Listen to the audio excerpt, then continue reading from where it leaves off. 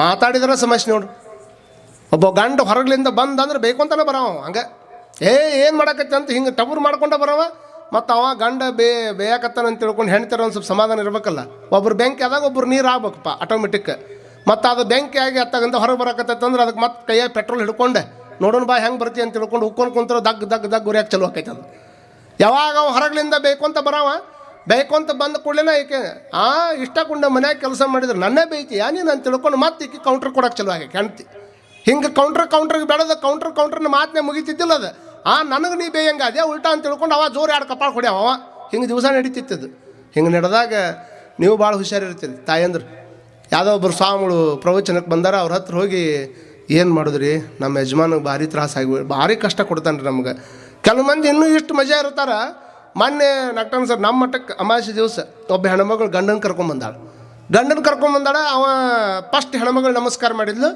ಯಾವ್ರು ಏನು ಆರಾಮದೇವ ಅಜ್ಜರಿ ಎಲ್ಲ ವಿಚಾರ ಆದಮೇಲೆ ಗಂಡ ನಮಸ್ಕಾರ ಮಾಡಕತ್ತಾಗ ಆಕೆ ನನ್ನ ಕಡೆ ಕೈ ಮಾಡಿದ್ಲು. ಅಪ್ಪಾರ ಹಿಂಗೆ ಮಾಡಿದ್ಲು ಆಕೆ ನನಗೆ ತಿಳಿದತ್ತೆ ನಿಮಗಿದು. ಅವ ಬಗ್ಗೆ ನಮಸ್ಕಾರ ಮಾಡಕತ್ತಾನ ಆವಾಗ ಹಿಂಗೆ ಮಾಡಿದ್ಲು ಆಕೆ ನನಗೆ. ನಾನು ಎದ್ದ ಮೇಲೆ ಎಲ್ಲ ಮುಗೀತಲ್ಲ, ಮತ್ತು ಏನರಪ್ಪ ಎಲ್ಲ ಆರಾಮೈತಿಲ್ಲ, ಆರಾಮೈತ್ರಿ ಅಜ್ಜರ ಭಾಳ ಆರಾಮದೀವಿ ಅಂದವ. ಅವಾಗ ನಾನು ಮತ್ತು ಆಕೆ ಹೇಳಿದ್ಲಲ್ಲಿ ಹೆಣ್ಮಗಳು ಕುಡಿತಾನ್ರಿಪ್ಪ ಹೆಂಗಾರ ಮಾಡಿ ಹೊಸ ಬಿಡಿಸ್ರಿ ಅಂತ ಸೊನ್ನೆ ಮಾಡಿದ್ಲೇಕೆ ನನಗೆ. ನಾ ಅದನ್ನು ನೋಡಿಕೊಂಡು ಮತ್ತೇನು ಅಂತಿಂತ ಚಟಾಗಿಟ್ಟ ಅದಾವನಪ್ಪ ಅಂತ ಕೇಳಿದ್ನಿ ಅವಂಗೆ. ಅಜ್ಜರ್ ನನಗ್ರೆ ನಾ ಯಾವಾಗಾರ ಕುಡಿದಿದ್ರು ನನ್ನ ಮಗಲ್ಲಾಗ ಹೆಂಡತಿ ಕುಂತಾಡ್ಬೇಕಾರೆ ಕೇಳ್ರಿಕಿ ನಾ ಅಂದವ. ಒಟ್ಟ ಕುಡಿಯಂಗಿಲ್ಲ ಬಿಡ್ರಿ ಅಂದ್ಲಕ್ಕಿ. ಅವ ಬಗ್ಗೆ ನಮಸ್ಕಾರ ಮಾಡಿದಾಗ ಹಿಂಗೆ ಮಾಡ್ದಕ್ಕಿನ ಕೇಳ್ರಿ ನನ್ನ ಹೆಂಡ್ತಿನ ಅಂದ ಕೂಡ್ಲೇನ ಅಜ್ಜರ ನಮ್ಮ ಯಜಮಾನ ಕನಸ್ನಾಗ ನೋಡಿಲ್ಲ ಅಂದ್ಲಕ್ಕಿ ನನಗೆ. ಅಂದ್ರೆ ಯಾರನ್ನ ಎಷ್ಟು ಗದ್ಲಕ್ಕೆ ಹಾಕ್ತಾರೆ ಅನ್ನೋದು ನಿಮ್ಮ ಮೇಲೆ ಗೊತ್ತಾಕೈತದ. ಮತ್ತು ನಾ ಏನು ಮಾಡ್ಬೇಕಲ್ಲಿ? ಅಲ್ಲೋ ಇದ್ರೆ ಕುಡಿಬೇಡಪ್ಪ, ಬಿಟ್ಟಿದ್ರೆ ಅಂಕರು ಭಾಳ ಚಲೋ ಅಂದ್ ನಾನು. ಅಂದ್ರೆ ಯಾವಾಗ ಹಿಂಗೆ ಸ್ವಾಮಿಗಳ ಹತ್ರ ಹೋದ ಕೂಡಲೇ ಆಕೆ ಕೇಳ್ಕೊಂಡ್ಲಂತ. ನೋಡ್ರಿ ಯಾವ ಹೊತ್ತಿನಾಗ ಯಾರನ್ನ ಹೋಗಿ ಹೆಂಗೆ ಏನು ಕೇಳ್ತೀರಿ ಹೇಳೋಕ್ಕಾಗೋದಿಲ್ಲ ನೀವು. ಏನು ಮಾಡೋದ್ರಿ ನಮ್ಮ ಯಜಮಾನ ಹೊರಗ್ಲಿಂದ ಒಳಗೆ ಬಂದ ಅಂತಂದ್ರೆ ಬೇಕು ಅಂತಾನೆ ಬರ್ತಾನೆ. ಅವ ಬೇಯಾಕತ್ತ ಅಂತಂದ್ರೆ ನನ್ನ ಬಾಯಿನೂ ಸುಮ್ಮನೆ ಕುಂದ್ರಂಗಿಲ್ಲ. ನಾನು ಏನಾರು ಅನ್ನಬೇಕು ಅನಿಸ್ತೈತಿ. ಅಂದ ಕೂಡ್ಲೇನು ಜಗಳ ಹೊಡೆದಾಟ ಆದಮೇಲೆ ಅವು ಎಡೆಟ್ ಹೊಡಿತಾನೆ, ಅಲ್ಲಿ ಮುಗಿತೈತಿ. ಇದನ್ನು ಹೆಂಗಾರು ಮಾಡಿ ಬಂದ್ ಮಾಡ್ಬೇಕು. ನೀವು ಅಜ್ಜರ ಭಾಳ ಚಲೋ ಅಂತ ಹೇಳ್ಯಾರ ನಿಮ್ಮ ಬಗ್ಗೆ. ಯಪ್ಪ ನೀ ಏನು ಕಾಣಿಕತ್ತ ಗೊತ್ತಿ ತಗೋ, ಆದ್ರೆ ನನ್ನ ಗಂಡನ ಬಾಯಿ ಹೋಗ್ಬೇಕು, ಹಂಗೇನೋ ಒಂದು ಮಂತ್ರಿಸ್ಕೊಡು ಅಂದಕ್ಕಿ. ನೋಡ್ರಿ ಅವ್ರು ಕಣಕ ಕೊಟ್ಟು ಆಕಿನ ಬಂಡನ ಬಾಯಿ ಬಂದ್ ಮಾಡ್ದಾಗ ಸ್ವಾಮಿಗಳ ಹತ್ರ ಹೋಗ್ಯಾರ. ಅಂದ್ರೆ ಹೆಂಗಿರ್ಬೇಕು ಅದನ್ನು ಮಾಡಿ ಕೊಡೋರ ಹೆಂಗಿರ್ಬೇಕು, ಮತ್ತು ಈ ಹೆಣ್ಮಗಳು ಹೋಗಿ ಅಲ್ಲಿ ಕೇಳ್ತಾಳೆ ಆ ಹೆಣ್ಮಗಳರ ಹೆಂಗಿರ್ಬೇಕು. ಅವರು ಸ್ವಾಮಿಗಳು ವಿಚಾರ ಮಾಡಿದ್ರು, ಬಹುತೇಕ ಇದೇನೋ ಮನ್ಯಾಗ ನ್ಯಾಯ ಇದ್ದಂಗೆ ಕಾಣ್ತೈತಿ. ಆಯ್ತವ ನಿನ್ನ ಗಂಡನ ಬಾಯಿ ಬಂದಾಗಬೇಕೋದಲ್ಲ, ನಾವೊಂದು ಮಂತ್ರಕ್ಕೆ ಇದನ್ನು ಕೊಡ್ತೀನಿ ನಿನಗೆ. ಅದನ್ನು ಹೆಂಗೆ ಮಾಡ್ಬೇಕಂದ್ರೆ ಅದಕ್ಕೆ ಫಾರ್ಮುಲಾ ಐತದು, ಯೂಸ್ ಮಾಡೋದು ಅಂತ ಒಂದು ಟ್ರಿಕ್ ಐತದು. ನೀ ಹಂಗೆ ಪಟ್ಟ ಒಂದೇ ದಿವ್ಸಕ್ಕೆ ಆಗೋದಿಲ್ಲ ಅದು. ಒಂದು 15 ದಿವಸ ನಾ ಹೇಳಿದ್ದು ಕರೆಕ್ಟ್ ಮಾಡ, ನಿನ್ನ ಗಂಡ ಪೂರ್ಣ ಬಾಯಿ ಬಂದಾಗಿ ಹೋಗತ್ತೆ ಅಂತ ಇಷ್ಟು ಹೇಳಿದ ಮೇಲೆ 15 ದಿವಸ ಯಾಕ್ರಿ 20 ದಿವಸ ಅಲ್ಲಿ ಒಟ್ಟು ಅವ ಮನೆ ಒಳಗೆ ಬರ್ಬೇಕಾದ್ರೆ ಬಾಯಿ ಮುಚ್ಕೊಂಡೇ ಬರ್ಬೇಕವ. ಹಂಗೇನೋ ಮಾಡಿ ಕೊಡ್ರಿ ಅಂತ ಹೇಳಿದ ಕೂಡಲೇ ಒಳಗೆ ಹೋದಂಗೆ ಮಾಡಿ ಒಂದು ತಾಮ್ರದ ಚರಿಗೆಯಾಗಿ ನೀರು ತೊಗೊಂಡು ಇದನ್ನು ಮಾಡಿ ಮಂತ್ರಿಸಿ ಒಂದಿಷ್ಟು ಔಷಧ ಹಾಕಿದಂಗೆ ಮಾಡಿ, ನೋಡುವ ಇದನ್ನು ಭಾಳ ವರ್ಷದಿಂದ ಸಿದ್ಧಿ ಮಾಡಿ ಇಟ್ಟೀನಿ. ಇದನ್ನು ಯಾವಾಗ ಯೂಸ್ ಮಾಡ್ಬೇಕಂದ್ರೆ ನಿನ್ನ ಗಂಡ ಹೊರಗ್ಲಿಂದ ಬೇಕು ಅಂತ ಬರ್ತಾನಲ್ಲ ಅವಾಗ ಬಾಯಾಗ ಹಾಕೋಬೇಕು ನೀವು ಒಂದು ಗುಟುಕ್. ಇದನ್ನು ಅವ ಒಳಗೆ ಎಂಟ್ರಿ ಕೊಟ್ಟ ಅಂದ ಕೂಡಲೇ ಬಾಯಾಗ ಒಂದು ಗುಟುಕ್ ನೀರು ಹಾಕ್ಕೋಬೇಕು. ಹಾಕ್ಕೊಂಡು ಕೂಡಲೇ ಅವ ಬೇಕಾದಷ್ಟು ಬೇಯ್ಲಿ ನಿನಗೆ, ಆದರೆ ಈ ನೀರು ಉಗುಳಬಾರ್ದು, ಇವು ನೀರು ನುಂಗಬಾರ್ದು. ತಿಳಿದಿಲ್ಲ? ಅದನ್ನು ಉಗುಳಬಾರ್ದು, ಅದನ್ನು ನುಂಗಬಾರ್ದು. ಎಷ್ಟು ದಿವಸ ರೀ? 10 ದಿವಸ ಮಾಡಿ ನೋಡ್ಬೇಕಾರೆ ನೀನು ಅವ್ನ ಬಾಯಿ ಬಂದಾಕತಿ. ನಾನು ಉಗುಳಾರ್ದಂಗೆ ಇದನ್ನು ನುಂಗ್ಲಾರ್ದಂಗೆ ಇಟ್ಕೊಂಡ್ರೆ ನನ್ನ ಗಂಡನ ಬಾಯಿ ಬಂದಾಕತಿ, ಬೇಕಾದ್ರೆ ನೋಡಿ ನೀನು ಅಂತ ಹೇಳಿದ್ರು. ಆಯ್ತು ಬಿಡು ಅಂತ ಅಜ್ಜಾರು ಹೇಳ್ಯಾರ ಅಂತ ತಿಳ್ಕೊಂಡು ಈಕಿ ಒಲಿ ಮುಂದೆ ರೊಟ್ಟಿ ಮಾಡಕ್ಕಂತ ತಿಳ್ಕೊಂಡು ಹಂಚನೆ ನೀರು ಹಾಕ್ಯಾಳ, ಸುಡು ನೀರು. ಅವ ಇನ್ನೇನು ಹೊರಗೆ ಬಂದ ಅಂದ್ಕೂಡ್ಲೇನು ಒಳಗೆ ಬಂದ್ಕೂಡ್ಲೆ ಬಾಯಾಗ ಕೊಟ್ಟಿದ್ದು ನೆನಪಾತಲ್ಲ, ಪಟ್ನ ಹಿಂಗೆ ಹಾಕ್ಕೊಂಡು ಸುಮ್ಮನೆ ಕುಂತಿದ್ಲು. ಅವ ಬಂದ ಕೂಡಲೇ ಮತ್ತೆ ಯಥಾ ಪ್ರಕಾರ ಬೇಕು ಅಂತಾನೆ ಬರವ. ಹಿಂಗೆ ಅನ್ಕೊಂತ ಬಂದ. ಇನ್ನೇನು ಎದ್ದು ಬೇಯ್ಬೇಕಂತಾಳೆ, ಬಾಯಿ ತೆಗೆದ್ರೆ ನೀರು ಹೊರಗೆ ಬೀಳ್ತಾವು. ಇಲ್ಲ ಅಂದ್ರೆ ಒಳಗೆ ಹೋಗತಿ, ಗುರುಗಳು ಮಾತು ತಪ್ಪಿಸ್ದಂಗೆ ಆಕತಿ. ಏನಾರು ಆಕತಿ ನೋಡು ನಾನು ತಿಳ್ಕೊಂಡು ಸುಮ್ಮನೆ ಕುಂತ. ಅವ ಬೇದ ಅವ ಬೇದ ಮಾತು ಕೇಳಿ ಈಕಿನ ಬಾಯಾಗಿನ ನೀರು ಹೆಂಗೆ ಆಗಿದ್ವು ಅಂದ್ರೆ ಆ ಹಂಚಿನ ಮೇಲೆ ನೀರು ಏನು ಕುದಿಯಾಕೆ ಇಟ್ಟಿದ್ರಲ್ಲ ಹಂಗೆ ಬಾಯಾಗಿನ ನೀರು ಕುದಿಯಾಕತ್ತಿದ್ವು. ಅವು ಬಾಯಾಗಿನ ನೀರು ಕುದಿಯಾಕತ್ತಿದ್ವು ಅಂದ್ರೆ ಎಟ್ರ ಮೆಟ್ಟಿಗೆ ಒಳಗೆ ಸೆಳೆತಿರ್ಬೇಕು. ಹೆಂಗಾರ ಮಾಡಿ ತಡ್ಕೊಡು ತಡಿ ಅಂತ ತಿಳ್ಕೊಂಡು ಸುಮ್ಮನೆ ಕುಂತಿದ್ಲು. ಬೇದ ಅವ ಅಂದ. ಇಷ್ಟು ದಿವಸ ಹಂಗೆ ಒಂದು ಮಾತು ಅಂದ್ರೆ 10 ಮಾತು ಅಂತಿದ್ಲು. ಯಾಕೆ ನನ್ನ ಹೆಂಡ್ತಿ ಇವತ್ತು ಬೇಯವಳು ಏನಾರು ಆಗಿರ್ಬೇಕು ಬಿಡು, ಮಾನಸಿಕ ಆಗಿರ್ಬೇಕು ಅಂತ ಅವ್ನು ಬೇದ ಹೋಗ್ಯಾಬಿಟ್ಟ ಅವ ಹೊರಗೆ. ಮತ್ತೆ ಮರುದಿವ್ಸ ಬಂದ, ಮತ್ತೆ ಅದ ಹಣೆ ಬರೋಣ. ಮತ್ತೆ ಮರುದಿವ್ಸ ಬಂದ, ಮತ್ತೆ ಅದ ಹಣೆ ಬರ. 4 ದಿವಸ ಆಯ್ತು ನನ್ನ ಹೆಂಡತಿ ಎಷ್ಟು ಬೇದ್ರು ನನಗೆ ಹೊಳ್ಳಿ ಏನೋ ಒಂದು ಮಾತಾಡುವಲ್ಲ ಅಂದರೆ ಬಹುತೇಕ ನನ್ನ ಕಡೆನ ಪಾರ್ಟ್ ಐತೆ ಅಂತ ತಿಳ್ಕೊಂಡು ಯಾವ ಮನುಷ್ಯ ಹೊರಗಲಿಂದ ಬೇಕೊಂತ ಬರ್ತಿದ್ದ ಅದ ಮನುಷ್ಯ 5ನೇ ದಿವಸಕ್ಕೆ ಧಾರವಾಡ ಪೇಡೆ ಕೈಯಾಗ ಹಿಡ್ಕೊಂಡು ಬಿಟ್ಟು ನೀ ಏನು ಬೇಕಾದ್ದು ಮಾಡು ಒಟ್ಟು ಮಾತಾಡ್ಕೊಂತೀರು ನನ್ನ ಕುಟಾಗ ನನ್ನ ಕಡೆಯಿಂದ ಆಗೋದು ನಿನ್ನ ಕುಟಾಗ ಬಿಟ್ಟು ಅಂತ ಅಂದ. ಯಾರು ಚಪ್ಪಾಳಿ ಹೊಡ್ಯಾಕತ್ತಿರು ಗೊತ್ತಾಗೋಲ್ಲ ನನಗೆ. ಈ ಕಡೆದು ಹೊಡ್ಯಾಕತ್ತಿರೋ ಈ ಕಡೆದು ಹೊಡ್ಯಾಕತ್ತಿರೋ. ಒಬ್ಬ ಮೌಲ್ಯ ಸಣ್ಣ ಹುಡುಗ ಹೊಡ್ಯಾಕತ್ತಾನ ಚಪ್ಪಾಳಿ, ಒಂದು ಇನ್ನೂ ಮದುವೆನ ಆಗಿಲ್ಲ ಏನಿಲ್ಲ, ಹಾಲಿ ಚಪ್ಪಾಳಿ ಹೊಡ್ಯಾಕತ್ತಾನ. ಅವ ಕೈ ಮೇಲೆ ಐತೆ ಚಪ್ಪಾಳಿ ಹೊಡ್ಯಾಕತ್ತಾನ ಹಿಂಗೆ. ಅವ ನೋಡ್ಯಾನ ಪಾಪ ದಿವಸ ಮನ್ಯಾಗ ಗದ್ಲಾನ. ಬಹುತೇಕ ಕನ್ನಡ ಶಾಲೆ ಹುಡುಗನ ಇರ್ಬೇಕು ಅವ ಚಪ್ಪಾಳಿ ಹೊಡೆದವ. ಅವ್ರು ಇಟ್ಟು ಮಜಾ ಇರ್ತಾರೆ ನಿಮ್ಗೆ ಗೊತ್ತಿರಲಿ ಕನ್ನಡ ಶಾಲೆ ಹುಡುಗರು. ಅವ್ನು ಕೈ ಮೇಲೆ ಚಪ್ಪಾಳಿ ಹೊಡ್ಯಾಕತ್ತಿದ್ದು ನೋಡಿ ಖುಷಿ ಆಯ್ತು ನನಗೆ. ನೀವು ಹೊಡಿಲಿಲ್ಲ ಯಾಕಂದ್ರೆ ನಿಮ್ಗೆ ಅರ್ಥ ಆಗೈತಿ ಆ ಕಡೆ ಈ ಕಡೆ ಯಾರು ಬರೋಬ್ಬರಿ ಐತಿದೆ ಅಂತ ತಿಳ್ಕೊಂಡು. ಅವ್ರು ಕನ್ನಡ ಶಾಲೆ ಹುಡುಗರು ಇಷ್ಟು ಮಜಾ ಇರ್ತಾರೆ, ಎಲ್ಲವೂ ಜಡ್ಜ್ಮೆಂಟ್ ಮಾಡ್ತಾರೆ. ಅವರು ಜಗತ್ತಿನಾಗ ಏನಾದರೂ ಇತಿಹಾಸ ಬದಲಾವಣೆ ಆಗ್ಯಾವ ಅಂದ್ರೆ ಅದು ಕನ್ನಡ ಶಾಲೆ ಹುಡುಗರಿಂದನೇ ಆಗ್ಯಾವ. ಹೊಡ್ರಿ ಒಂದು ಚಪ್ಪಾಳಿ ಅವ್ರಿಗೆ ಏನಾಗೋದಿಲ್ಲ. ಬಲು ಗಂಭೀರಪ್ಪ ನೀವು ಬಿಜಾಪುರದವ್ರು. ಯಾವಾಗ 5 ದಿವಸ ಆಯಿತು, 5 ದಿವಸ ಆದಮೇಲೆ ಧಾರವಾಡ ಪೇಡೆ ತೊಗೊಂಡು ಬಂದ. ಧಾರವಾಡ ಪೇಡೆ ತೊಗೊಂಡ್ಬಂದು ಕೂಡಲೇ ಹೆಂಡತಿ ಅಂತಾಳ, ನಮ್ಮ ಯಜಮಾನ ಹೊರಗೆ ಬಂದು ಕೂಡಲೇ ಬೇಕು ಅಂತ ಬರವ ಕೈಯಾಗ ಧಾರವಾಡ ಪೇಡೆ ಹಿಡ್ಕೊಂಡು ಬಂದ. ನಾನರ ಅಲ್ಲಿ ಹೋಗಿ ಸ್ವಾಮಿಗಳ ಹತ್ರ ಬೇಡ್ಕೊಂಡು ಬಂದೀನಿ, ಇವ್ನು ಬಾಯಿ ಬಂದು ಆಗ್ಬೇಕಂತೇಳಿ ಮತ್ತು ಧಾರವಾಡ ಪೇಡೆ ಕೊಡಕತ್ತಾನ. ಮತ್ತು ಇಂಥ ಗಂಡನ ಕಡ್ಕೊಂಡು ಏನು ಮಾಡಲಿ ಅಂತ ಮತ್ತೆ ಓಡಿ ಬಂದ ಸ್ವಾಮಿಗಳ ಹತ್ರ. ಅಜ್ಜಾರ ನೀವು ಕೊಟ್ಟು ವರ್ಕ್ 15 ದಿವಸ ಅಲ್ರಿ, 5 ದಿವ್ಸಕ್ಕೆ ವರ್ಕ್ ಆಗಕತ್ತೈತಿ, ನನ್ನ ಗಂಡ ಭಾಳ ಸಂಭಾಯಿತ ಆಗ್ಬಿಟ್ಟಾನ, ಮತ್ತು 15 ದಿವ್ಸಕ್ಕೆ ಬಾಯಿ ಬಂದ್ಗಿಂದ ಆದ್ರೆ ಹೆಂಗೆ ಮಾಡಿರಿ, ಹೆಂಗಾರ ಮಾಡಿ ಏನಾರ ಮಾಡಿ ಅದು ಹಿಂದೆ ತಕ್ಕೋರಿ ಅಂತ ಬಂದಾಳ. ಮತ್ತೆ ಅಂದ್ರೆ ಹಂಗಾದ್ರೆ ಹಂಗೆ ಸೈ, ಹಿಂಗಾದ್ರೆ ಹಿಂಗೆ ಸೈ. ಭಾರಿ ಮಜಾ ಮಜಾ ಮಜಾ ಮಜಾ. ಭಾರಿ ಜನ ಇಷ್ಟು ವಿಚಿತ್ರ ಆಗಿಬಿಟ್ಟಿರ್ತಾರೆ. ಸ್ವಾಮಿಗಳು ಬಂದಾರ, ಸ್ವಾಮಿಗಳು ಬಂದು ಮನೆ ಪಾದಯಾತ್ರೆ ಮಾಡ್ಯಾರ. ಪಾದಯಾತ್ರೆ ಮಾಡಿ ಮನೆ ಮುಂದೆ ಬಂದು ಪ್ರವಚನಕ್ಕೆ ಬಾ ಅಂತ ಹೇಳ್ಯಾರ. ಇವತ್ತು ಮಕ್ಕಳನ್ನ ಕರ್ಕೊಂಬ ಅಂದಾರ. ಮಕ್ಕಳನ್ನ ಕರ್ಕೊಂಬ ಅಂದಾರ ಅಂದ ಕೂಡಲೇ ಎಂದು ಕರ್ಕೊಂಬರ್ಲಾರ್ದವ್ರು ಪಟ್ನ ನಾ ಬರ್ತೀನಿ ನೀ ರೆಡಿಯಾಗಿ ನಡಿ ಅಂತ ತಿಳ್ಕೊಂಡು ಹೊರಗೆ ಆಡಕತ್ತ ಮಗನ ಕರ್ಕೊಂಡು ಬಂದು ಸ್ನಾನ ಮಾಡಿಸಿ ಚಲೋ ಬಟ್ಟೆ ಹಾಕಿ ಗಲ್ಲಕ್ಕೆ ಒಂದಿಷ್ಟು ಟಿಕ್ಕಿ ಇಟ್ಟು ಮ್ಯಾಗ ಒಂದಿಷ್ಟು ಭಸ್ಮ ಹಚ್ಚಿ ಗಲ್ಲಕ್ಕೆ ಒಂದು ಬೇಬಿ ಪೌಡ್ರ್ ಹಚ್ಚಿ ನಡಿ ಹೋಗ ಅಂತ ತಿಳ್ಕೊಂಡು ಮಗನ ಕಳಿಸಿದ್ಲು. ಹೊರಗಲಿಂದ ಒಳಗೆ ಕರ್ಕೊಂಬರೋ ಮುಂದೆ ಮಗು ಭಾಳ ಚಂದ ಇತ್ತು. ಯಾವಾಗೆಲ್ಲ ಅರ್ಬಿ ಹಾಕಿ ಇನ್ನೇನು ಹೋಗಿ ಪ್ರವಚನಕ್ಕೆ ನಾ ಪಟ್ನ ಬರ್ತೀನಿ ಹಿಂದೆ ಅಂತ ತಿಳ್ಕೊಂಡು ಪ್ರವಚನಕ್ಕೆ ಕಳಿಸಿದ ಕೂಡಲೇ ಹುಡುಗ ಹೊತ್ಕೊಂಡು ತೆಳಗೆ ಬಿತ್ತದು. ಹುಡುಗ ಹೊತ್ಕೊಂಡು ತೆಳಗೆ ಬಿತ್ತು ಕೂಡಲೇ ಮತ್ತೊಮ್ಮೆ ಎಬ್ಸಿದ್ಲ, ಮತ್ತು ತೆಳಗೆ ಬಿತ್ತ, ಮತ್ತೊಮ್ಮೆ ಎಬ್ಸಿದ್ಲು, ಮತ್ತು ತೆಳಗೆ ಬಿತ್ತ. 3 ಸಲ ಎಬ್ಸಿದ ಕೂಡಲೇ 4ನೇ ಸಲ ಹುಡುಗ ಬಿದ್ದು ಕೂಡಲೇ ಚಲೋ ಆತು ನೋಡು. ಯಾಕಾರ ಆ ಸ್ವಾಮಿಗಳು ಕರ್ಕೊಂಡು ಬಂದಿದ್ದಾರೆ, ಅವ್ರು ಯಾಕೆ ಬಂದು ನಮ್ಮ ಮನೆ ಮುಂದೆ ಬಾ ಅಂತ ಹೇಳಿದ್ದಾರೆ. ನನ್ನ ಮಗನ ನಾ ಪ್ರವಚನ ಕಳಿಸಿದ್ರು, ನನ್ನ ಮಗನ ಕಾಲ ಹೋಗ್ಯಾವಂತ ಎಲ್ಲ ಊರ ಮಂದಿ ಮುಂದೆ ಹೇಳಕತ್ತಾಳ. ಅಲ್ಲಿ ಹಚ್ಚದವರು ಉಳಿದಿಲ್ಲ, ಹೋದ ಸ್ವಾಮಿಗಳು ಉಳಿದಿಲ್ಲ, ಎಲ್ಲರೂ ಉಳಿದ. ಹಂಗೆ ಎಲ್ಲರೂ ಅವರು ಮತ್ತು 4 ಮಂದಿ ಕುಡಿಯೇ ಬಿಟ್ರು. ಅಲ್ಲಿ 4 ಮಂದಿ ಕುಡಿದಾಗ ಇಷ್ಟು ಚಂದ ಹೇಳ್ತಿರ್ತಾರೆ ಅವರು. ಯಾರ ಚಲೋ ಹೇಳ್ಬೇಕಂತಂದ್ರೆ ಎಂದೂ ಚಲೋ ಹೇಳಂಗಿಲ್ಲ. ನಮಗೂ ಗೊತ್ತಿತ್ತು ಬಿಡ್ರಿ, ನಾವು ಬ್ಯಾಡ ಅಂದ್ವಿ ಮೊದಲ ಸುಮ್ಮನೆ ಕರ್ಕೊಂಬಂದ್ರೆ ಅವ್ರನ್ನಂತ. ಅವ್ರು 4 ಮಂದಿ ಅದಕ್ಕೆ ಜೊನಿ ಕುಡಿಸಿದ್ರು. ಮತ್ತು ಅದ್ರಾಗ ಒಬ್ಬರು ನಾಗ್ಟಾನ್ ಸರ್ ಅಂತ ಅವರು ಹಿರಿಯರು, ಯಾಕವಾ ಹಚ್ಚದವ್ರನ್ನೂ ಬಿಡುವಲ್ಲಿ ಸ್ವಾಮಿಗಳ್ನು ಬಿಡುವಲ್ಲಿ ಏನಾಗೈತೆ ಅಂತದ್ದು ಅಂದ್ರಲ್ಲೇ ಏನು ಮಾಡೋದ್ರಿ, ಹುಡುಗರನ್ನ ಕರ್ಕೊಂಬ ಅಂತ ಹೇಳ್ಯಾರ. ಇವತ್ತು ನಾನು ನೋಡಿದ್ರೆ ಹುಡುಗರನ್ನ ಎಲ್ಲ ಬಟ್ಟೆ ಹಾಕಿ ಕಳ್ಸಾಕತ್ತೀನಿ. ಹೊರಗೆ ಆಡಕತ್ತಿತ್ತು ಹುಡುಗ ಓಡ್ಕೊಂತ ಹುಡುಗ ಆಡಕತ್ತಿತ್ತು. ಹುಡುಗನ ಕರ್ಕೊಂಡು ಬಂದು ಸ್ನಾನ ಮಾಡಿ ಬಟ್ಟೆ ಹಾಕ್ಕೊಂಡು ಹೋಗಂತಂದ್ರೆ ಹುಡುಗ ಹೊತ್ಕೊಂಡು ಬೀಳಾಕತ್ತೈತಿ. ಮತ್ತೇನು ಮಾಡ್ಬೇಕ್ರಿ ನಾವು, ಅವ್ರು ಬೈಲಾರ್ದಾರ. ಹಿಂಗಂದು ಕೂಡಲೇನ ಅವ್ರು ಹಾಂಗೆ ಸೂಕ್ಷ್ಮವಾಗಿ ನೋಡಿದ್ರಂತ. ಹೌದನ್ನುವ. ಮತ್ತು ಇವರೆಲ್ಲ 4 ಮಂದಿ ಇದ್ರಲ್ಲ, ನೋಡ್ರಿ ಸರ್ ನೀವರು ನೋಡ್ರಿ ಇಲ್ಲಿ ಕಣ್ಣು ಮುಂದಾಗೈತೆ ನೋಡ್ರಿ, ಎದಕ್ಕೆ ಸುಮ್ಮನೆ ಹೋಗೋದ್ರಲ್ಲಿ ಅಂತ ಅವರು ತಾವು ಹೇಳಾಕತ್ತಿದ್ರು. ಅವರು ಹಿಂಗೆ ಹೇಳಾಕತ್ತ ಕೂಡಲೇನ ಅವರು ಸರ್ ಸುಮ್ಮನೆ ನಿಂತು ನೋಡಿದ್ರು. ಯಾಕೆ ಹಿಂಗಾಗಿರ್ಬೇಕಿದು, ಹುಡುಗನ ಕಾಲು ಅಡ್ಡಾಡಕ್ಕೆ ಬರ್ಲಾರ್ದಂಗೆ ಯಾಕೆ ಹಿಂಗಾಗೈತೆ ಅಂದ್ರೆ ತೆಗೆದು ನೋಡಿದ್ರೆ ಏನಾಗೈತೆ ಗೊತ್ತನಕ್ಕಿ, ಅರ್ಜೆಂಟ್ನಾಗ ಹುಡುಗರು ಕರ್ಕೊಂಬ ಅಂತ ಹೇಳಿದ್ದಕ್ಕೆ ಆ ಹೆಣ್ಮಗಳು ಏನು ಮಾಡ್ಯಾಳ, ಪ್ಯಾಂಟ್ನೊಳಗೆ ಆ ಕಡೆ ಒಂದು ಕಾಲು ಈ ಕಡೆ ಒಂದು ಕಾಲು ಹಾಕಬೇಕಿಲ್ಲ.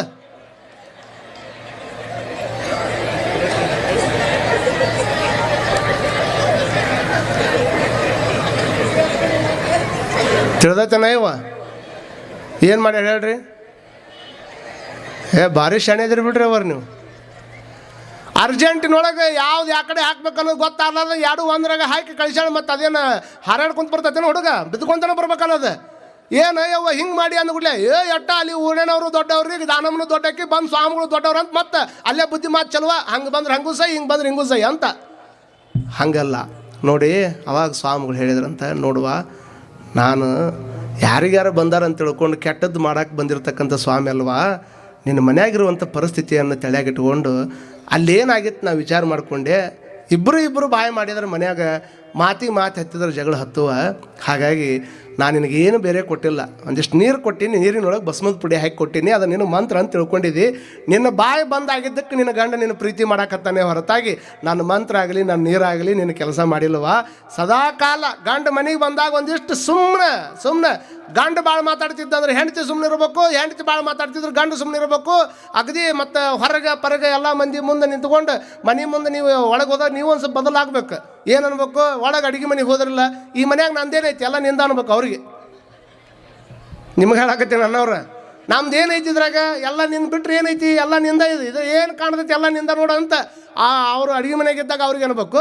ಹಾಂಗೆ ಹೊರಗೆ ಬಂದ್ರೆ ನಿಮ್ಮ ತಾಯಿ ನಿಮ್ಮ ಅಪ್ಪ ಕುಂತಿದ್ರು ಅಂದ್ರೆ ನಂದು ಅಕ್ಕಿಂದ ಏನೈತಿ ಮನ್ಯಾಗ, ನಿನ್ನ ಬಿಡು, ನಿನ್ನ ನೀರು ಮಠ ನಿಂದ ಈ ಮನ್ಯಾಗ, ನೀರು ಮಠ ನಿಂದ ಅಂತ ತಿಳ್ಕೊಂಡು ಮುಂದೆ ತಂದೆ ಮುಂದೆ ತಾಯಿ ಮುಂದೆ ಅನ್ಬೇಕು. ಮುಂದೆ ಮಕ್ಕಳು ಬಂದು ಅಂದ್ರೆ 2 ದಿವಸ ನಂದಿರೋದೈತಿ, 2 ದಿವಸ ನಿಮ್ಮ ಅಪ್ಪಂದಿರೋದೈತಿ, ಇನ್ನು ಮುಂದೆ ನಿಂದ ಅಂತ ಅನ್ಬೇಕು. ಹೊರಗೆ ಆ ಕಡೆ ಹೋದಾಗ ಎಲ್ಲರೂ ಇಲ್ಲಾರ್ದಾಗ ಯಾರಿಲ್ಲ ಅಂದಾಗ ಮಾತ್ರ ಇದೆಲ್ಲ ನಂದ ಅಂತ ಅನ್ಕೋಬೇಕು. ಅಟ ಮಂದಿ ಮುಂದೆ ಅನ್ಕೊಂಡ್ರಿ ಸಮಸ್ಯೆ ಸ್ಟಾರ್ಟ. ಇದು ಬದುಕು ಕಲೆ. ಇದು ಅವ್ರು ಹಂಗೆ ಅದ ಸುಮ್ಮನೆ ಅನ್ಕೋಬೇಕು, ನಾವು ಅನ್ಕೊಂಡಿರ್ಬೇಕು, ನಮ್ಮ ಒಳಗೆ ಗೊತ್ತಿರಬೇಕು. ಹಿಂಗೆ ಅನ್ಕೊಂಡಾಗ ಜೀವನ ಭಾಳ ಚಂದ ಹೋಗೈತೆ ಅನ್ನುವಂಥದ್ದು ನಮ್ಮ ತಿಳುವಳಿಕೆ ಇರಬೇಕು. ಅದಕ್ಕೆ ಭಾಳ ಸಮಸ್ಯೆ ಬರೋದು ಎಲ್ಲಿಂದ ಬರ್ತಾವೆ ಅಂದ್ರೆ ಮಾತಿನಿಂದ ಬರ್ತಾವೆ. ಮಾತುಗಳನ್ನು ಒಂದಿಷ್ಟು ಕಮ್ಮಿ ಆಡುವಂಥ ಪ್ರಯತ್ನವನ್ನು ನಾವೆಲ್ಲ ಮಾಡಬೇಕು. ಮನೆಯೊಳಗೆ ತಂದು ಜಾತ್ರೆಗೆ ಹೊಂಟಾಗ ಅಡ್ಡ ಬಂದು ಅಂದ್ರೆ ಹುಡುಗರಿಗೆ ಅನ್ನೋದೇನು, ಅಡ್ಡ ಬಾಯ ಹಾಕಬೇಡ. ಮತ್ತು ಇಲ್ಲಿ ಮನ್ಯಾಗ ಎಲ್ಲಿ ಹೊಂಟಿ ಅಂತ ಕೇಳಿದ್ರೆ ತಂದೆಗೆ ಮಕ್ಕಳಿಗೆ ಬೈತಾನೆ. ಬಸ್ ಸ್ಟ್ಯಾಂಡ್ನಾಗ ಹೋಗಿ ಬಸ್ನ್ಯಾಗ ಕುತ್ಕೊಂಡು ಅಂದ್ರೆ ಅವ ಕಂಡಕ್ಟರ್ ಬಂದಂದ್ರೆ ಅವ್ನ ಕೈಯಾಗ ರೊಕ್ಕ ಕೊಟ್ಟು ಇಂಥಲ್ಲಿ ಒಂದು ಟಿಕೆಟ್ ಕೊಡು ಅಂತ ಹೇಳ್ತೀವಿ. ಅಲ್ಲಿ ಯಾರು ಕೇಳಿದ್ರಪ್ಪ ನಿನ್ನ? ಅಲ್ಲಿ ಯಾರು ಕೇಳೇ ಇಲ್ಲ. ಅಲ್ಲಿ ರೊಕ್ಕ ಕೊಟ್ಟು ಹೇಳ್ತೀವಿ. ಮನೆಯವ್ರು ಕೇಳಿದ್ರೆ ಅಡ್ಡ ಬಾಯಿ ಹಾಕ್ಬೇಡ ಅಂತ ಹೇಳ್ತೀರಿ. ಆದರೆ ನಾನು ಒಂದು ಮಾತು ಹೇಳ್ತೀನಿ, ನೀವು ಅದನ್ನು ಎಷ್ಟರ ಮಟ್ಟಿಗೆ ಅರ್ಗಿಸ್ಕೊಂತಿರೋ ಬಿಡ್ತಿರೋ ನನಗೆ ಗೊತ್ತಿಲ್ಲ. ನಿಜವಾದ ಅಡ್ಡ ಬೆಕ್ಕು ಬಂದು ಹೋಗುವಂಥ ಪ್ರಾಣಿ ಏನೈತಲ್ಲ ಅದು ಅಡ್ಡ ಬೆಕ್ಕಲ್ಲ. ಯಾವ್ದಾರ ಒಳ್ಳೆಯ ಕೆಲಸ ನಡೆದಾಗ, ಒಳ್ಳೆಯ ಕೆಲಸ ಎಲ್ಲರೂ ಕೂಡಿ ಮಾಡುವಂಥ ಟೈಮ್ದೊಳಗೆ, ಅದು ಓಣ್ಯಾಗಿರಲಿ, ಅದು ಮನೆಯಾಗಿರಲಿ, ಅದು ಮತ್ತು ಸಮಾಜದಾಗಿರಲಿ, ಒಳ್ಳೆಯ ಕೆಲಸ ಮಾಡೋ ಟೈಮ್ದೊಳಗೆ ಇದಕ್ಕೆ ನನ್ನ ತಕರಾರು ಐತಂತ ಯಾವ ಬರ್ತಾನೆ ಅವನ ಸಮಾಜದ ಅಡ್ಡ ಬೆಕ್ಕಕ್ಕನ ಹೊರತಾಗಿ ಉಳಿಕಿದ್ದು ಬೆಕ್ಕಲ್ಲ ಅನ್ನುವಂಥದ್ದನ್ನು ನಾವೆಲ್ಲರೂ ತಲೆಯಾಗಿ ಇಟ್ಕೊಳ್ಬೇಕಾಗ್ತದೆ. ಮತ್ತು ನೀವು ಒಳ್ಳೆಯ ಕೆಲಸ ಮಾಡೋಕ್ಕೆ ಹೋದಾಗ ನಿನ್ನಿಂದ ಅಡ್ಡ ಮಾಡಿಕೊಂಡು ಹೊಕ್ಕಿಪ್ಪ ಅಂತಂದ್ರೆ ನಿಜವಾದ ಅಡ್ಡ ಬೆಕ್ಕ ಯಾರಕ್ಕಾರ? ಅದಕ್ಕೆ ಸಾಧ್ಯ ಆದಷ್ಟು ಒಳ್ಳೆಯದನ್ನು ಮಾಡುವಂಥ ಪ್ರಯತ್ನವನ್ನು ನಾವೆಲ್ಲರೂ ಮಾಡಬೇಕಾಗಿದೆ. ಆ ಒಳ್ಳೆಯದನ್ನು ಮಾಡೋದಕ್ಕಾಗಿಯೇ ಇದು ಯಾರು ಗಾಳಿಗೆ ಬೀಸೋದನ್ನು ಕಲಿಸಿದಾರೇನು, ಕೋಗಿಲಿಗೆ ಹಾಡೋದನ್ನು ಕಲಿಸಿದಾರೇನು, ನೀರಿಗೆ ಹರಿಯೋದನ್ನು ಕಲಿಸಿದವ್ರು ಯಾರು, ಬೆಂಕಿಗೆ ಸುಡೋದನ್ನು ಕಲಿಸಿದವ್ರು ಯಾರು, ಚಂದ್ರಿಗೆ ತಂಪು ಕೊಡೋದನ್ನು ಕಲಿಸಿದವ್ರು ಯಾರು, ಸೂರ್ಯ ಕಿರಣಗಳನ್ನು ಕೊಡೋದು ಕಲಿಸಿದವ್ರು ಯಾರು? ಅವು ನೈಸರ್ಗಿಕವಾಗಿರ್ತಕ್ಕಂಥ ಕೊಡುಗೆ ಹೆಂಗದವ? ಮನುಷ್ಯನಿಗೆ ಒಳ್ಳೇದು ಮಾಡಂತ ಹೇಳ್ಬೇಕಂತ ಕಲಿಸ್ಬೇಕನ್ರಿ? ಮನುಷ್ಯ ಕಲಿಸ್ಬೇಕಾದಂಥ ಅವಶ್ಯಕತೆ ಇಲ್ಲ, ಇನ್ಬಿಲ್ಟಾಗೇ ಬಂದಿರ್ತೈತೆ ಅದು. ಮನುಷ್ಯ ನೀವು ಒಳ್ಳೇದು ಮಾಡೋಕ್ಕನೇ ಬಂದವಪ್ಪ, ಒಳ್ಳೆಯದನ್ನು ಮಾಡಬೇಕು ಅನ್ನುವಂಥದ್ದನ್ನು ಕಲ್ಕೋಬೇಕು. ತಂದೆ ಯಾವಾಗ ಮಗನನ್ನು ಕೇಳಿದ, ಮಗ ಅವರಪ್ಪ ಅಂದ ನಾ ಜಾತ್ರೆಗೆ ಹೊಂಟೀನಿ ಅಂದವ. ಜಾತ್ರೆಗೆ ಹೊಂಟೀನಿ ಅಂದಾಗ ಮಗ ಮತ್ತು ಹಠ ಮಾಡೋರಲ್ಲ ಹುಡುಗರು, ನೋಡ್ರಿ ಸಣ್ಣ ಹುಡುಗರು ಹಠ ಮಾಡ್ತಾನೆ, ನಾನು ಬರ್ತೀನಿ ಅಂತ. ಯಾವಾಗ ಅವರಪ್ಪ ಜಾತ್ರೆಗೆ ಹೊಂಟೀನಿ ಅಂದ ಹುಡುಗ ಹಠ ಮಾಡಾಕತ್ತಿದ್ದನ್ನು ನೋಡಿ ಮತ್ತು ಇನ್ನೇನು ಮಾಡ್ಬೇಕು, ಹುಡುಗ ಬರಾಕತ್ತಾನೆ ಅಂತ ತಿಳ್ಕೊಂಡು ಕರ್ಕೊಂಡು ಹೋದವ. ಯಾವಾಗ ಅವ್ರ ತಂದೆ ಕೈ ಹಿಡ್ಕೊಂಡಿದ್ದ, ಲಕ್ಷ್ಯ ಕೊಟ್ಟು ಕೇಳಬೇಕು, ಹುಡುಗ ಯಾವಾಗ ತಂದೆ ಕೈ ಹಿಡ್ಕೊಂಡಿದ್ದ ಅವಾಗೆಲ್ಲ ಪ್ರಪಂಚದ ವಸ್ತುಗಳು ಏನು ಅಲ್ಲಿ ಕಾಣ್ತಾವಲ್ಲ, ಅಲ್ಲಿ ಬಲೂನ್ ಕಾಣ್ತಿದ್ವು. ಅಪ್ಪಾಜಿ ನನಗೆ ಬಲೂನ್ ಬೇಕು, ಅಪ್ಪಾಜಿ ನನಗೆ ಜೋಕಾಲಿ ಬೇಕು, ಅಪ್ಪಾಜಿ ನನಗೆ ಸ್ಟೇಷನರಿ ಐಟಮ್ ಬೇಕು, ಏನು ಕಾಣ್ತಾವೆ ಹುಡುಗೆಲ್ಲ ಬೇಕು ಅನ್ನೋದು. ಎಲ್ಲಿ ಮಠ ಅವರಪ್ಪ ಕೈ ಎಲ್ಲಿ ಮಠ ಹಿಡ್ಕೊಂಡಿದ್ದ ಅಲ್ಲಿ ಮಠ ಎಲ್ಲ ವಸ್ತುಗಳು ನನಗೆ ಬೇಕು ಅಂತ ಹೇಳ್ತಿತ್ತು ಹುಡುಗ. ಒಂದಿಷ್ಟು ಜಾತ್ರೆ ಗದ್ದಲದೊಳಗೆ ಯಾರ್ಯಾರು ಎಲ್ಲೆಲ್ಲಿ ಕಳ್ಕೊತಾರೆ ಹೇಳೋಕ್ಕಾಗೋದಿಲ್ಲ, ಯಾರ್ಯಾರು ಎಲ್ಲೆಲ್ಲಿ ಕಳ್ಕೊತಾರೆ ಹೇಳೋಕ್ಕಾಗೋದಿಲ್ಲ. ಜಾತ್ರೆ ಗದ್ದಲದೊಳಗೆ ಹುಡುಗ ಒಂದಿಷ್ಟು ಆ ಕಡೆ ಈ ಕಡೆ ನೋಡೋದ್ರೊಳಗನ ಕೈ ಬಿಟ್ಟು ತಪ್ಪಿಸ್ಕೊಂಡ್ಬಿಟ್ಟ. ಅವರಪ್ಪ ಒಂದು ಕಡೆ ಆದ, ಮಗು ಒಂದು ಕಡೆ ಆಯಿತು. ಮಗು ಒಂದು ಕಡೆ ಆದ ಕೂಡಲೇ ಜಾತ್ರೆಗೆ ಹುಡುಗರು ಕಳ್ಕೊಂಡು ಅಂದ್ರೆ ಅವು ಗಾಬರಿ ಒಳಗೆ ಏನು ಮಾಡ್ತಾವಂದ್ರೆ ಎಲ್ಲ ತಿಳುವಳಿಕೆ ಇರ್ತೈತೆ ಅವಕ್ಕೆ. ಯಾರ ಕೈಯಾಗ ಸಿಕ್ಕ ನಿಮ್ಮಪ್ಪ ಎಲ್ಲಿ ಬಿಟ್ಟ ನಿನ್ನ ಅಂತ ಕೇಳಿದ್ರೆ ಸಾಕು, ಒಟ್ಟ ಉತ್ತರ ಹೇಳೋದಿಲ್ಲ ಅವು. ಅಳೋದು ಒಂದೇ ಮಾಡ್ತಾವೆ, ಅಳೋದು ಬಿಟ್ಟರೆ ಏನು ಮಾಡೋದಿಲ್ಲ ಅವು. ಯಾಕೆ ನಾ ಜಾಸ್ತಿ ಹತ್ರ ಒಟ್ಟು ಹೆಂಗಾರು ಮಾಡಿ ನಮ್ಮ ಅಪ್ಪನ ಹತ್ರ ಮುಟ್ಟಿಸ್ತಾರಂತ ಅವು ಗೊತ್ತಿರ್ತೈತಿ. ಬೇಕಾದ್ರೆ ನೋಡ್ರಿ ನೀವು ಜಾತ್ರೆಗೆ ಹೊಳ್ಳ ಬಳ ಅಳ್ತಾವು ಹುಡ್ರು. ಯಾವಾಗ ಅಳಾಕತ್ರು ಅವರಪ್ಪ ಆ ಕಡೆ ಹುಡುಕಾಡಕತ್ತಿದ್ದ, ಈ ಮಗು ಇಲ್ಲಿ ಅಪ್ಪ ಅಂತ ಹುಡುಕಾಡಕತ್ತಿತ್ತು. ಯಾರ್ದೋ ಕಮಿಟಿ ಅವ್ರ ಕೈಯಾಗ ಹುಡುಗ ಸಿಕ್ಕ ಕೂಡ್ಲೇನ ಆ ಹುಡುಗನ ಸಮಾಧಾನ ಮಾಡೋಕೆ ಕಮಿಟಿ ಅವ್ರು ಏನು ಮಾಡಿದ್ರು, ನಿಮ್ಮ ಅಪ್ಪ ಸಿಗೋ ಮಟ್ಟ ನೀನು ಬಲೂನ್ ತಂದು ಕೊಡ್ತೀನಿ ಸುಮ್ಮನಿರು, ಬೇಡ. ನೀನು ಚಲೋ ಅಗ್ದಿ ಜೋಕಾಲಿ ಹಾಕಿ ಕುಂದಿರ್ಸ್ತೀನಿ ಸುಮ್ಕಿರು, ಬೇಡ. ನಿನಗೆ ಚಲೋತ್ನಾಗ ಆಟಿಗೆ ಸಾಮಾನು ಕೊಡಿಸ್ತೀನಿ ಸುಮ್ಕಿರು, ಬೇಡ. ಏನು ಬೇಕ್ರಿ ನಿಮ್ಮನ್ನ ಕೇಳಕತ್ತೀನಿ ನಾನು. ಅಪ್ಪನ ಬೇಕು. ಯಾಕೆ? ಅಪ್ಪ ಕೈಯಾಗ ಹಿಡ್ಕೊಂಡಂಥ ಟೈಮ್ದೊಳಗೆ ಇದ ಬಲೂನ್ ಬೇಕಾಗಿತ್ತು, ಅಪ್ಪ ಕೈ ಹಿಡ್ಕೊಂಡಾಗ ಇದ ಜೋಕಾಲಿ ಬೇಕಾಗಿತ್ತು, ಅಪ್ಪ ಕೈ ಹಿಡ್ಕೊಂಡಾಗ ಇದ ಆಟದ ಸಾಮಾನು ಬೇಕಾಗಿತ್ತು. ಈಗ ಅಪ್ಪನ ಕೈ ಇಲ್ಲಾರ್ದಕ್ಕೆ ಆಟದ ಸಾಮಾನನ್ನು ಕೊಡಾಕತ್ತಾರ, ಜೋಕಾಲಿನೂ ಕೊಡಾಕತ್ತಾರ, ಮತ್ತೊಂದು ಆಟದ ಸಾಮಾನು ಕೊಡಾಕತ್ತಾರ. ಆದ್ರೆ ಹುಡುಗ ಏನು ಬೇಕನ್ನಕತ್ತದ? ತಂದೆ ಅಪ್ಪ ಅಪ್ಪ ಅಂತ ಹೆಂಗೆ ಅದಕ್ಕೆ ಹೋಗ್ತದಲ್ಲ, ಹಂಗೆ ದೇವ್ರನ್ನ ಹಿಡ್ಕೊಂಡು ದಾನಮ್ಮ ನಿಮ್ಮ ಕೈ ಹಿಡ್ಕೊಂಡಾಗ ಎಲ್ಲವೂ ಚಲೋ ಅನ್ನಿಸ್ತಾವೆ. ಇವು ಯಾವ ಹೊರಗೆ ಮನೆ, ಆಸ್ತಿ, ಅಂತಸ್ತು, ಬೆಳ್ಳಿ, ಬಂಗಾರ ಇವೇನದಾವಲ್ಲ, ಇದು ದಾನಮ್ಮ ನಿಮ್ಮ ಕೈ ಹಿಡ್ಕೊಂಡಾಗ ಎಲ್ಲವೂ ಚಲೋ ಅನ್ನಿಸ್ತಾವ. ಒಂದಿಷ್ಟು ಏನಾದರೂ ದಾನಮ್ಮನ ಕೈ ಬಿಟ್ಲು ಅಂತಂದ್ರೆ ಇವು ಯಾವ ಇದ್ರೂ ಸಹಿತ ನಮಗೆ ಸುಖ ಶಾಂತಿ ನೆಮ್ಮದಿ ಸಿಗಂಗಿಲ್ಲ. ಹೊಳ್ಳಿ ಇದ್ರ ನೆಮ್ಮದಿ ಸುಖ ಶಾಂತಿ ಸಿಗಬೇಕಾದ್ರೆ ಮತ್ತೆ ಹೊಳ್ಳಿ ದಾನಮ್ಮನ ಕೈ ಹಿಡಿದಾಗನೇ ಬರ್ತೈತೆ, ಹೊರತಾಗಿ ಮತ್ತಿಲ್ಲ ಅಂತಂದ್ರೆ ಬರಲಿಕ್ಕೆ ಸಾಧ್ಯ ಇಲ್ಲ. ಮೂಗಿನೊಳಗಿರುವಂಥ ನತ್ತನ್ನು ಹೊಗಳದವರೇ ಹೊರತಾಗಿ ಮೂಗು ಕೊಟ್ಟ ಭಗವಂತನನ್ನು ಮರೆತವರು. ಯಾವುದರಿಂದ ಉಡುಗೆ ಆಗಿದೆಯೋ ಆ ಉಡುಗೆಯನ್ನು ಹೊಗಳವರೇ ಹೊರತಾಗಿ ಮೂಲ ಬಂಗಾರವನ್ನು ನಾವು ಯಾರೂ ಕೂಡ ಹೊಗಳದವರಲ್ಲ, ಅದನ್ನು ನೋಡಿದವರಲ್ಲ. ಈ ಸೃಷ್ಟಿಯಲ್ಲಿ ಭಗವನ್ಮಯ ಎಲ್ಲವನ್ನೂ ನಮಗಾಗಿ ನೀಡಿದ್ದಾನೆ. ಯಾವುದು ಬೇಕು ಯಾವುದು ಬೇಡ ಎಲ್ಲವನ್ನೂ ನಮಗಾಗಿ ಪರಮಾತ್ಮ ದಾರಿ ಎರೆದಿದ್ದಾನೆ. ಅವನನ್ನು ಬಿಟ್ಟು ನಾ ಬದುಕ್ತೀನಿ ಅಂತಂದರೆ ಜೀವನ ಭಾಳ ಕಷ್ಟ ಆಗಿಬಿಡ್ತದೆ.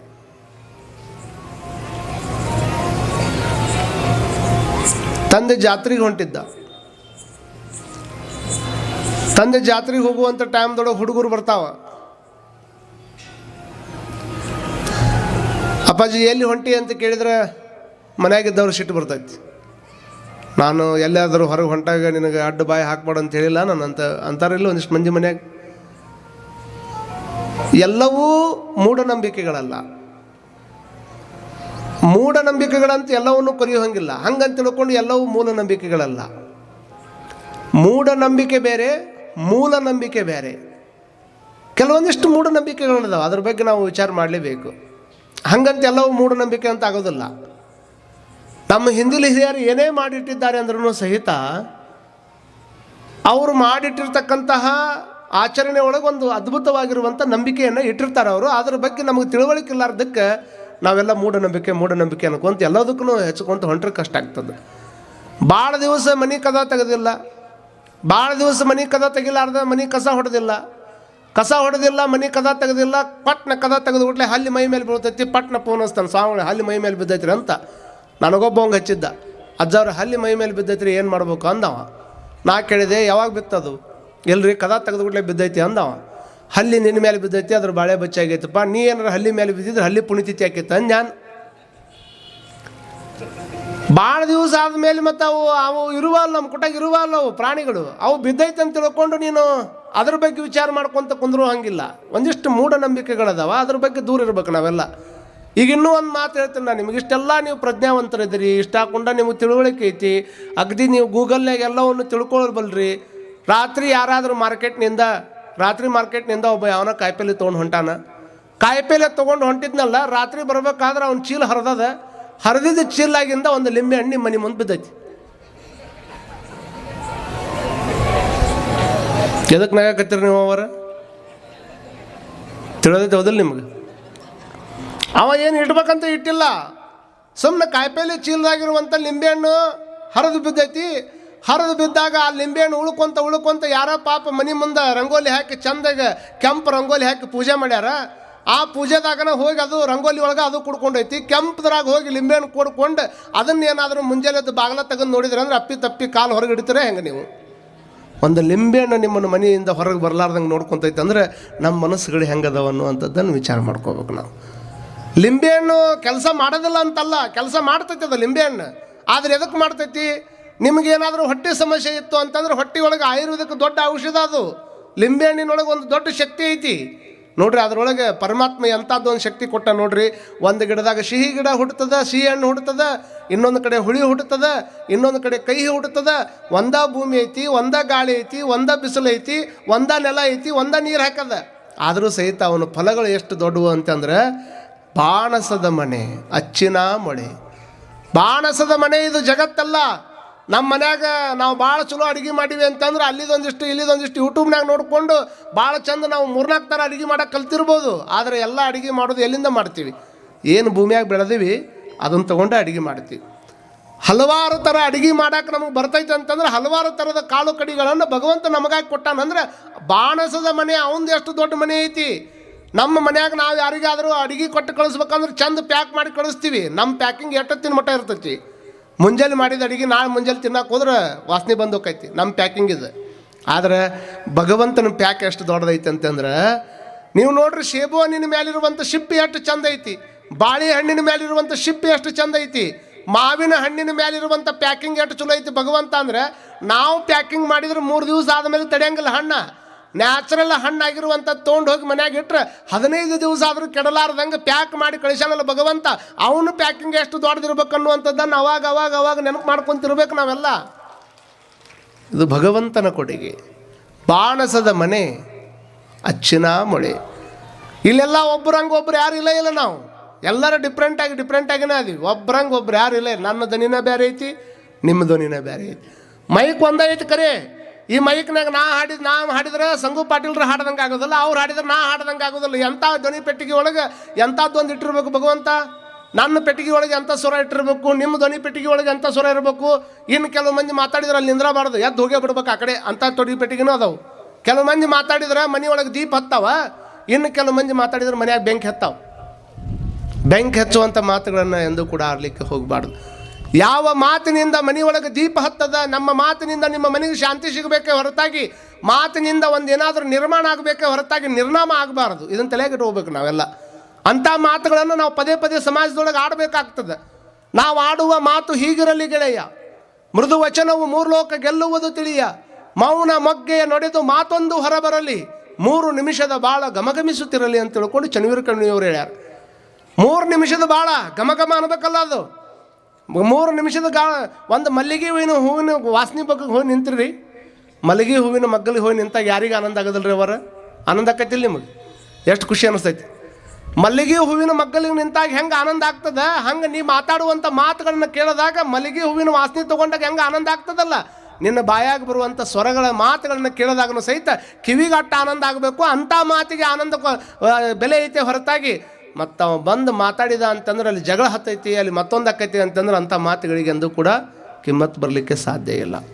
ಮಾತಿನೊಳಗೆ ಪ್ರೀತಿ ಇರಬೇಕು, ಮಾತಿನೊಳಗೆ ಮತಿ ಇರಬೇಕು, ಮಾತು ಉಚಿತವಾಗಿರಬೇಕು, ಮಾತು ಖಚಿತ ಆಗಿರಬೇಕು, ಮನಸ್ಸು ತಳಕಾಗಬಾರ್ದು, ಮನಸ್ಸು ಕೊಳಕಾಗಬಾರ್ದು. ಅಂಥ ಚಲೋ ಮಾತುಗಳನ್ನು ಆಡ್ತಿರ್ಬೇಕು ಯಾವಾಗಲೂ. ಮಾತಿನಿಂದ ಎಲ್ಲವೂ ಜಗತ್ತಿನೊಳಗೆ ಸರ್ವಜ್ಞ ಹೇಳ್ತಾನಲ್ಲ, ಮಾತಿನಿಂದ ಹಗೆ, ಮಾತಿನಿಂದ ದಗೆ. ಬಾಯಿ ಬಿಟ್ರೆ ಅಲ್ಲ ಸಮಸ್ಯೆ ಬರೋದು, ಬಾಯಿ ಬಿಟ್ಟರೆ ಸಮಸ್ಯೆ ಬರೋದು, ಬಾಯಿ ಬಿಡಲಿಲ್ಲ ಅಂತಂದ್ರೆ ಸಮಸ್ಯೆ ಇರೋದಿಲ್ಲ. ಬಾಬಾ ನಮಗೆಲ್ಲ ಗೊತ್ತಿರೋ ಹಂಗೆ ಮಹಾತ್ಮ ಗಾಂಧೀಜಿಯವರು ವಾರದಾಗ ಒಂದು ಉಪವಾಸ ಮಾಡ್ತಿದ್ದರು. ಯಾರನ್ನ ನೋಡಿ? ಒಬ್ಬರು ಬಾಬಾ ಇದ್ದರು. ಆ ಬಾಬಾ ಅವರು ತಮ್ಮ ಇಡೀ ಜೀವನದೊಳಗೆ ವರ್ಷಕ್ಕೆ ಒಂದ್ಸಲ ಮಾತಾಡೋರು. ಮುಂದೆ ಅವರು ಅದನ್ನು ಬಿಟ್ಟರು.